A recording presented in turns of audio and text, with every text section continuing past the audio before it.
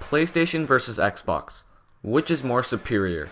It's the debate we've been hearing now for nearly 2 decades. From the very beginning, PlayStation dominated the 1990s with the PS1, delivering game-changing titles like Crash Bandicoot, Metal Gear Solid, Resident Evil, and much more.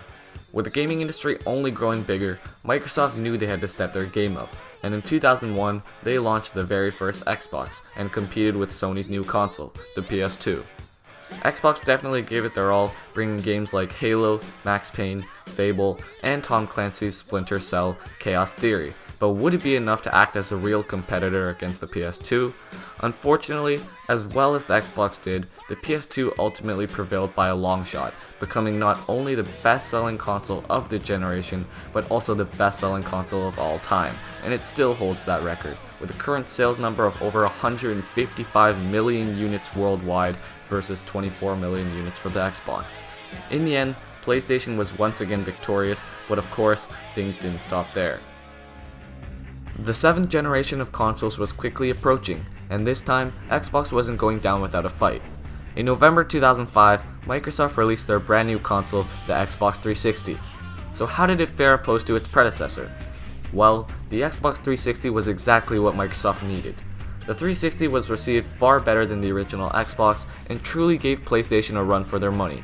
Not only did they launch a whole year earlier than the PS3, and with a cheaper price tag, it was also supported with a great variety of games, both in third-party and exclusives. Microsoft really looked like they had Sony on the ropes, but like always, Sony had a plan. In 2007, Sony was in desperate need of a system seller, and they got it. Naughty Dog, a well-known studio for their games like Crash Bandicoot and Jak and Daxter, launched their newest project, Uncharted: Drake's Fortune. The game was seen as a huge success with its creative storytelling and cinematic approach, and gave the PS3 the boost it needed. The PS3 would continue to deliver great titles throughout the generation like Infamous, Journey, Metal Gear Solid 4, Heavy Rain, God of War 3, Little Big Planet, and of course, The Last of Us, a game seen to many as one of the greatest of all time. So with all these great titles, would the Xbox 360 end up in the same fate as its predecessor? No, it didn't. Although PlayStation had its great titles throughout the generation, the 360 did as well, and both consoles were competing head-to-head for the top spot. In the end, it was really up to personal preference on which console was better, as both had their advantages and disadvantages, and both consoles finished with roughly 83 million units sold worldwide. A new generation was coming, the PS4 versus the Xbox One. May 2013, the Xbox One was announced, and although this was where its journey began, it was also where it doomed itself. At E3, Sony and Microsoft were going head-to-head with their new consoles, the PS4 and the Xbox One. It was at this moment the PS4 took control of the generation and never looked back. The Xbox One was announced to have a launch price of $500 and had many restrictive policies about reselling used games and lending them to friends. On the other hand, the PS4 would launch with a price tag of only $399 with the ability to play games offline and share games easily with friends, which ultimately gave them the go-ahead over the Xbox One.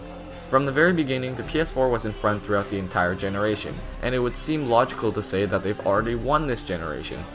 The next few years would provide many amazing games on both platforms, both in third-party content and exclusives.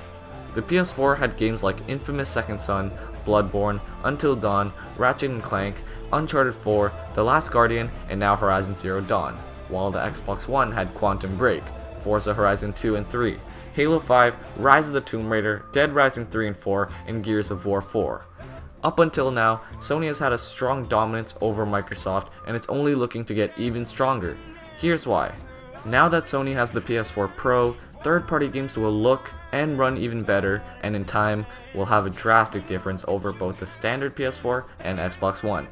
Well, you might say that Microsoft has the Xbox Scorpio coming out next year, and will be better than any of these consoles.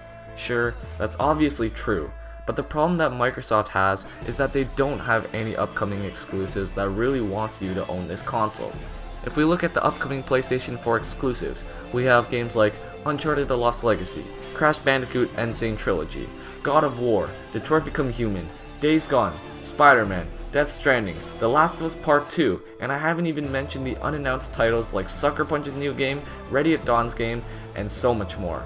On the Xbox side, all we currently know for upcoming exclusives is Sea of Thieves, Crackdown 3, State of Decay 2, and Cuphead. The difference between PS4 and Xbox One exclusives is that Sony comes out with tons of new exclusives that actually get you excited to play them, where it's something new, whether it being a completely new IP or a brand new innovation to an already established franchise, such as with God of War having a new setting and a voice actor. It's not a rehash game like what Microsoft does all the time. It's not a new Forza, a new Halo, a new Gears of War. Almost all the new upcoming Sony exclusives are brand new IPs, and that's something that makes me extremely excited. On top of this, all the Xbox One exclusives come out on PC anyways, and the Xbox Scorpio can't possibly be that much more powerful than the PS4 Pro, or the price would be absolutely through the roof, which would lead to very limited sales of the console. In the end, this video wasn't made to show that Microsoft or the Xbox sucks. I respect both Sony and Microsoft, but obviously prefer one over the other. Even though it might already be too late for Microsoft to come back in this generation, if Microsoft wants to be a real contender next generation, they need to focus on acquiring studios that can make games that are great experiences to play.